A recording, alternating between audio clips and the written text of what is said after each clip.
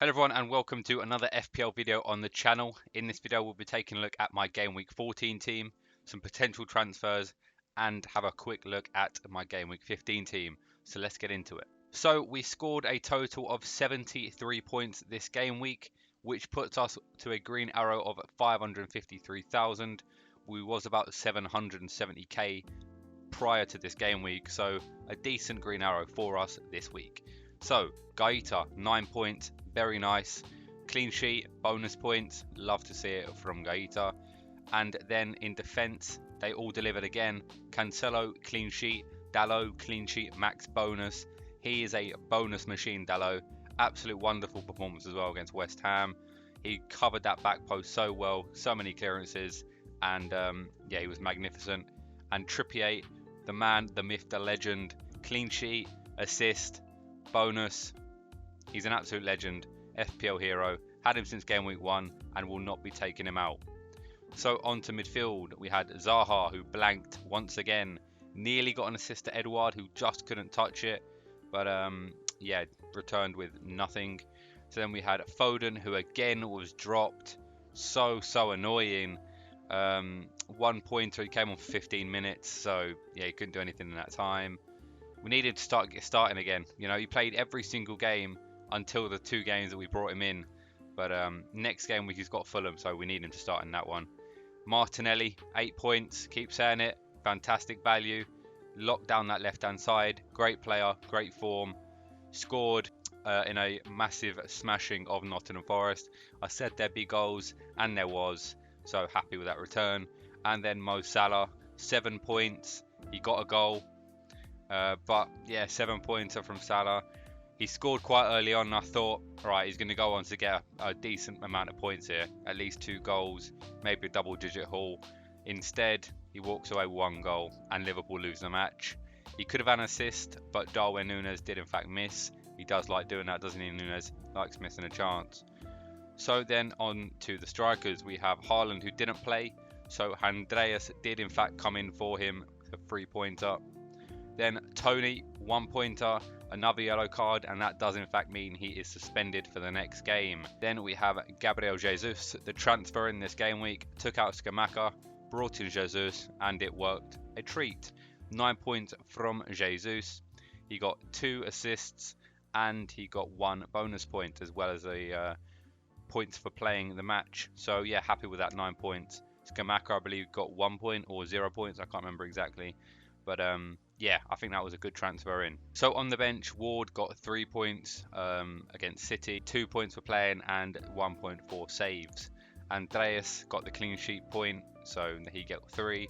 Tarkowski did in fact keep a clean sheet. It was a 50-50 between Andreas and Tarkowski to be that number 1 bench spot. I went with Andreas and it didn't really work out. Johnny didn't play, seems to be in and out of that squad, so he might have to come out sooner rather than later. So now let's move on to some targets. Who have we got lined up? So the first target on the list is Callum Wilson, 7.4 million. I need someone to replace Ivan Toney, and if I'm going to be honest with you guys, I have already made this move. Callum Wilson is on great form at the minute. Newcastle look a fantastic side, especially in that attacking arena, and you know, Callum Wilson is the main starter up front. Isaac is still unfortunately injured, so that means Wilson has that space locked up, and he plays 90 minutes basically every game. He's on penalties, so yeah, Wilson looks fantastic. Southampton away next fixture. Decent little fixture that is as well, I think. Southampton, they're not great, but they have only conceded like 1 goal in their last like 4 games. 1 goal per game, I mean.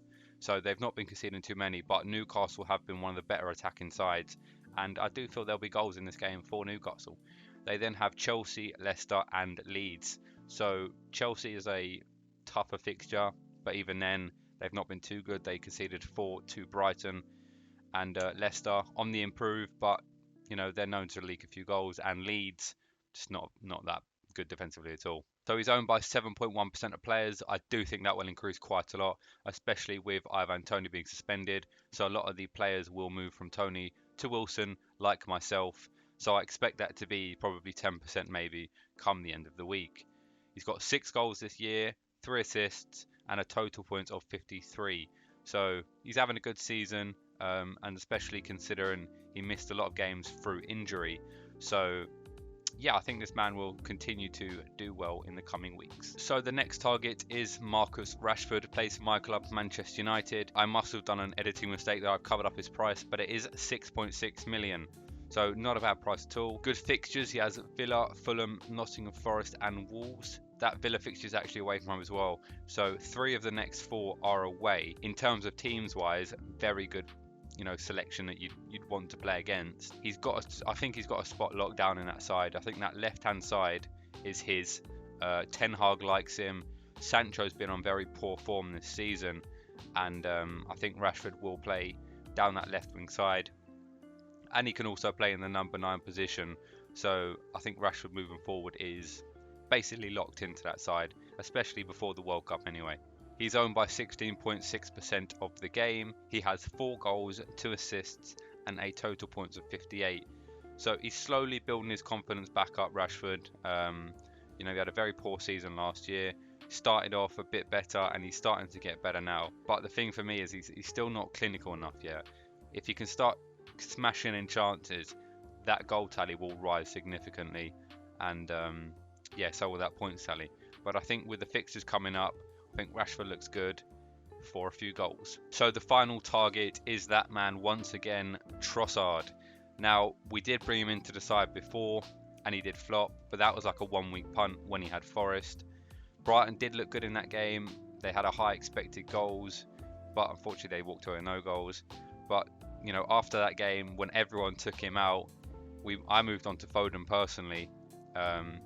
He's ended up with 2 points, and Trossard has ended up getting 2 goals in his next 2 games. So he's back on form, and at 6.9 million, I think that's good value. They got good fixes coming up as well. Wolves, Villa, Southampton. 3 good fixes in a row, to be honest. Wolves, poor at the moment. Villa, same. Both don't have managers. And Southampton, one of the worst sides in the league at the moment. And then Arsenal, of course, is a tough fixture, but that is in 4 game weeks time. He is owned by 20% of the game. He has 7 goals and 2 assists and a total of 73 points, which does in fact make him one of the highest point scorers this season. So at 6.9 million, I think that is excellent value.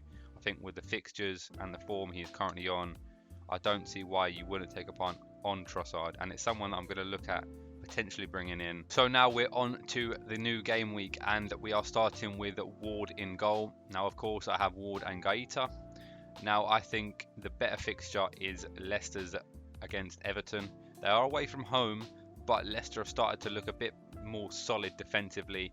Everton don't score a lot of goals, so I like my chances here with Ward in net.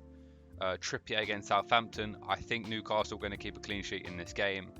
Southampton do tend to score in their games, maybe a goal or whatever, but I think Newcastle are a very strong side, and they've kept one of the most clean sheets this year. I think they've kept 6 clean sheets this season, which is pretty damn good. Then we have Cancelo against Fulham. Now, I expect this to be a haul. I think they're going to keep a clean sheet in this match 100%. Don't get me wrong, they can be liable to a counter-attack, or, Mitrovic could just score. He can score against anyone, can't he, Mitrovic? But I do expect them to keep a clean sheet, and hopefully Cancelo can be involved in the attacking play. Then we have Diogo Dalot against Aston Villa. United managed to scrape a clean sheet against West Ham through defensive fortitude, and I think they're going to do the same against Aston Villa, who have not looked great. Of course, prior to the last game week, they did score, I believe it was 4, I think. But was that a 1-game blip? It could potentially be. United are a stronger side than them, and I think defensively pretty solid. So I do like my chances here with United keeping a clean sheet, and Dalot has been a bonus magnet, so I expect him to do pretty well in points. On to midfield, we have some tough fixtures here. We have Martinelli against Chelsea. Now, I think Arsenal still on excellent form, of course, top of the table. But Chelsea away from home won't be an easy fixture at all. Chelsea did ship 4 goals to Brighton, but I think that could have been a 1-game blip. I mean, there was two own goals in there. Do I think Arsenal will score 4 in that game? No, but I do think they will score, and hopefully Martinelli will be involved. Then we have Foden against Fulham. Now, we're praying that he plays in this game because this is a perfect fixture for a Man City attacker. Foden, you know, we need him to get in there and finally get some attacking returns for us, because 2 games, 2 points overall, not good enough. Then we have Mo Salah against Tottenham Hotspurs. Tottenham, to be blunt about it, crap. I don't think they're good. However, I also don't think Liverpool are that good. So it's a battle of the out of form Big Six sides. Who's going to come out on top? I'm not sure. But, you know, Salah, he did get a goal in the last game. I was hoping he'd get more against Leeds. He has a good record against them, but it wasn't to be. Is he going to score against Tottenham? I'm not sure. Tottenham are very defensive. I think Liverpool will probably control the game, but will they score many goals? Probably not. I can see it being a low scoring affair, maybe a 1-1, 2-1, something like that.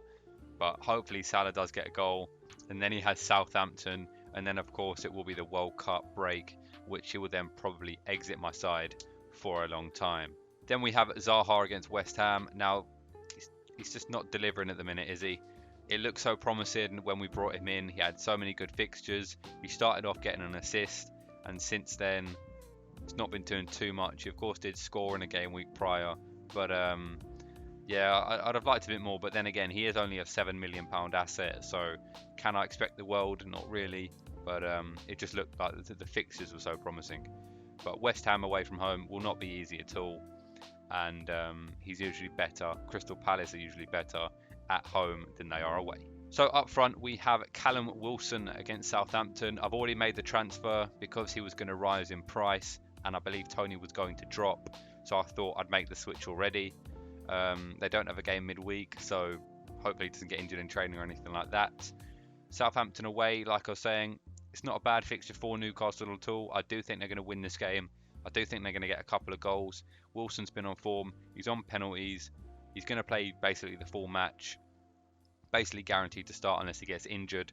So I think all the signs point towards Wilson having a good game. Then we have Jesus against Chelsea. Now, of course, I brought Jesus in mind with the Nottingham Forest fixture. Not necessarily for the Chelsea fixture, but I think Arsenal will go there and get a couple goals, and hopefully Jesus will be involved. He got a couple returns last game week, against Forest. He didn't score, but 2 assists, you'll take it. 9-pointer, you will not complain with that. Hopefully he can get back in the goals against Chelsea. So then we have Erling Haaland against Fulham. Now, this is going to be the most popular captain potentially ever. If he's back from injury, which he probably will be. I don't actually know if he will. We'll need to wait for Pep's comments maybe on Friday and see what happens. Maybe he comes back midweek in Champions League. I'm not sure. But if he is fit, Haaland against Fulham is an absolute dream fixture for him. I think he's going to get a couple goals at least. I think Fulham will be lucky to get away with at least 3 goals on them. Yeah, I can see this being high scoring for City. But if he doesn't play, then I think the vice captaincy will probably be on Cancelo, if I'm going to be honest, because I do think they're going to keep a clean sheet. But then again, I might put it on Wilson because he's been on good form. So on the bench, we have Gaeta, who plays West Ham away from home. I think West Ham will score in this game. I don't see Palace keeping a clean sheet away from home. So that's why I've gone with Ward. I think Everton score less goals than West Ham. So yeah, that's why I've gone with that. Then we have Tarkowski against Leicester at home. Leicester do score goals, so I don't necessarily see Everton keeping a clean sheet. But defensively, they don't concede many goals. So at the same time, I can see it. But I think I'd rather play everyone in my starting 11 over Tarkowski. We then have Johnny, who has Brighton. Don't see them keeping a clean sheet, and Johnny probably won't play. And then we have Andreas against Manchester City, which is obviously not going to be a starter for me. So that is the lineup. You know, we're at a current rank of about 550,000. Hopefully we can get another green arrow and I just keep flying until the World Cup. But what do you guys think? How did you get on this week? Let me know in the comment section down below. And if you need any help, please feel free to drop a question and I'll be sure to respond with some help if I can. But thank you guys so much for watching. If you did enjoy this video, please feel free to drop a like and subscribe. That would be much appreciated. But other than that, thank you guys so much for watching, and I'll catch you all next time. Cheers, guys.